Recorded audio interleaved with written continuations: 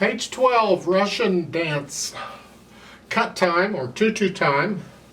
1 sharp, so it's in the key of G major. All the F's are sharped. Okay, and there's other accidentals too. However, for the purpose of learning it, when I get a piece in cut time like this, as I'm learning it, I put it in 4/4 time to learn it, and then after I've got it, I'll put it back in cut time, because it's easier for me to count quarter notes as 1, 2, 3, 4 than 1 and 2 and. It's just, and then the 8th notes. So I'm going to count this in 4/4 time to start, and then we'll fix it later. Right hand first, you're here. Put your hand here, and just each quarter note is going to get a beat. 1, 2, 3, 4. 1, 2, 3. 1, 2, 3, and. See the 8th notes? 4 and 1. 4 and 1. Then second line, little fingers here, so you just lift up and move. Just lift up here. Don't forget the F sharps, it's in the key signature. Then you get to the end of the second line, you gotta lift up again, go back up. Just lift up and move. You're lifting out between these, after a slur or whatever, so as you lift up, you move. That's all. You're here to move. That's the right hand for the most part. Left hand, you're starting here. From this position, so you're here. It's the same rhythm as the right hand.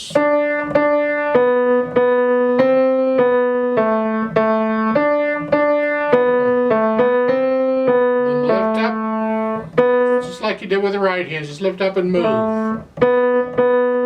At the end of the line, you're going to move again, but now you get a 2-beat rest in the next line. You got plenty of time to move. Put the hands together. So you're here and here. They're playing the same notes, aren't they? In each hand, just an octave apart. And then at the end of the first line, you lift up and move both hands down. And then at the end of the second line, you're here. You're going to move, but here you can leave the left hand where it is and just get the right hand where it goes, and then as the right hand is playing, then you can move it. So you move in one hand at a time. I prefer to do that if I can. Sometimes you can't. Like at the end of the first line, both hands had to move at the same time. That's hard to get both hands to move like that. So if I can do them one hand at a time, I prefer it. Well, at the end of the second line, I can. I can get the right hand going, and then as it's playing, I'm moving the left hand up, so it's here.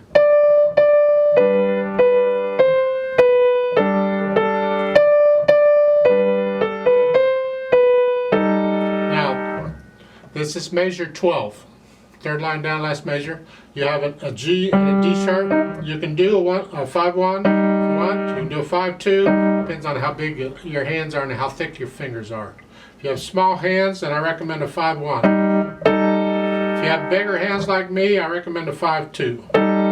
Keep your hand out here. That way we don't have to go up into here. So it's here. And then in the last line, you got to move back down. But again, the left hand has a rest, so all you got to focus on getting the right hand down, and as the right hand is playing, you can move the left hand. That's a G and an A there. So let's talk about that last measure. Here, that's a half note. You're going to hold that down as you play the A. Here. Like so. That's weird, but try it. And then you can connect this. You can't really connect this very well, but do the best you can. Like so. That's a little tricky there at the end. Then we can add the staccato. Nice light wrist staccato. Here, both hands. So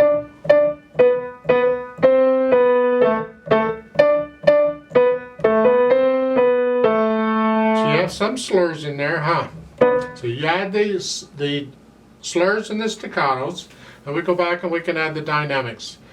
Pretty much it's both hands here. It's loud, whatever loud is. It's loud. Don't get carried away with loud, it's just loud. And then in the second line, it's like an echo. It's a soft. Not a very soft, just soft. And then in the third line you get up to moderately loud. This is not as loud as you were at the beginning, it's just sort of loud. And that's just the right hand. Keep the left hand soft.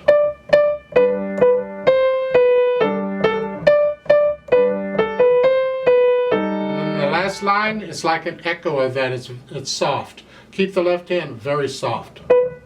And then you have that little hairpin at the end to get softer. Go down to very soft. Just try and die away. The left hand should be very soft anyway. Do the best you can on that. It takes time. You got to get to know the piece well enough you can feel the dynamics. Don't force dynamics. You got to feel them eventually. Then we can get the tempo. Well, to do that, we really need to put it back and cut time. The Allegro moderato, you want to feel this. This is a dance, but it's going to feel like 2 beats to a measure. 1, 2, 1, 2, 1, 2, or something in that measure. 1, 2, 1 and 2 and. Why I don't do cut time when I'm learning it, because I wouldn't want to tackle that right off the bat. So, but now that I know the notes and all, I can speed it up some, then I can start feeling a 1, 2, 1, 2, and the whole piece is that way. Just one steady stream. The beat's got to go on. Work out any hesitations you got anywhere, and make sure the hand movements are okay, because the beat's got to be steady. The people are going to dance to this. You don't want to mess them up by messing up the beat. You can miss notes if you have to, but don't mess up the beat. The beat's got to go on. And don't miss notes if you can help it. So, as a...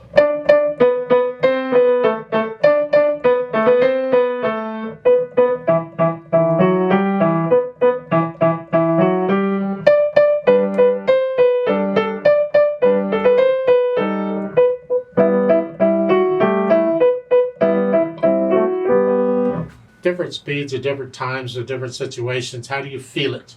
That's the general mood of the piece. I'd like to play it with you very slowly to double check the notes and the rhythms. And to do this, I'm going to put it back in 4/4 time. So a quarter note's getting a count. Now let's just go through. I'm not going to do the dynamics and all, but I'd like to play it with you and make sure we have the right notes and rhythms. So I'll give us four quarter note counts to come in. 1, 2, ready, go.